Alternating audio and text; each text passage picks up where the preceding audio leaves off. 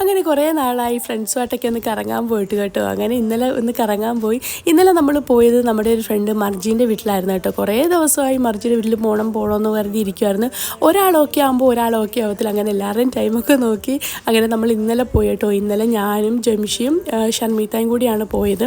നമ്മൾ കുറച്ച് പോകുന്ന വഴി കുറച്ച് സ്വീറ്റും വാങ്ങിച്ചിട്ടായിരുന്നു പോയത്. അങ്ങനെ മർജിയുടെ വീട്ടിൽ ചെന്ന് മർജി നമ്മളെ കണ്ടപ്പോൾ തന്നെ ഭയങ്കര എക്സൈറ്റഡ് ആയിരുന്നു കേട്ടോ. കാരണം നമ്മൾ പറയാണ്ടാണ് വന്നത്. അപ്പം പുള്ളിക്കാരിക്ക് ഭയങ്കര ഒരു ഷോക്കായിപ്പോയി. അങ്ങനെ അവിടെ പോയിരുന്നു എല്ലാവരെയും കണ്ട ഭയങ്കര സന്തോഷമായിരുന്നു കേട്ടോ. കുറേ നാളായല്ലോ എല്ലാവരും നേരി കണ്ടിട്ട്. എപ്പോഴും ഫോൺ വിളിക്കുന്നുണ്ടെങ്കിലും നേരി കണ്ടാലുണ്ടല്ലോ ഒരിക്കലും പറഞ്ഞു തീരാത്ത കഥകളാണ്. എത്ര പറഞ്ഞാൽ സംസാരിച്ചാലും കഥകളൊന്നും കഴിയില്ല.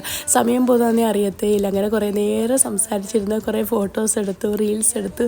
അതിനുശേഷം പിന്നെ നമുക്ക് നല്ല വിശപ്പുണ്ടായിരുന്നു കേട്ടോ. കാരണം ടൈം ഒരുപാട് ലേറ്റായി. അങ്ങനെ ഫുഡ് കഴിക്കാൻ എല്ലാവർക്കും എന്ത് വേണമെന്ന് ചോദിച്ചപ്പം നമ്മൾ മന്തി എന്നാണ് പറഞ്ഞത് കേട്ടോ. അപ്പോൾ നമ്മളൊരു സർപ്രൈസായിട്ട് വന്നതുകൊണ്ട് അവൾ ഫുഡൊന്നും പ്രിപ്പയർ ചെയ്തില്ലായിരുന്നു. കുക്ക് ചെയ്യാമെന്ന് പറഞ്ഞു. നമ്മൾ പിന്നെ വേണ്ടെന്ന് പറഞ്ഞു. അങ്ങനെ നമ്മൾ പിന്നെ പുറത്ത് പോയി ഫുഡ് കഴിക്കാനുള്ളൊരു പ്ലാനിങ് ആയിരുന്നു കേട്ടോ.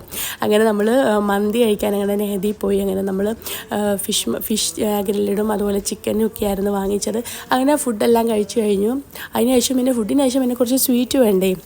അങ്ങനെ കുറച്ച് സ്വീറ്റ് കഴിക്കുന്നൊരു പതിവാണല്ലോ. അങ്ങനെ കുറച്ച് സ്വീറ്റൊക്കെ കഴിച്ച് അങ്ങനെ അവിടെ നിന്ന് പിന്നെ നമ്മൾ പിരിയുവാണ് കേട്ടോ. ഹൃദയം കോർത്തൊരു ബന്ധമണി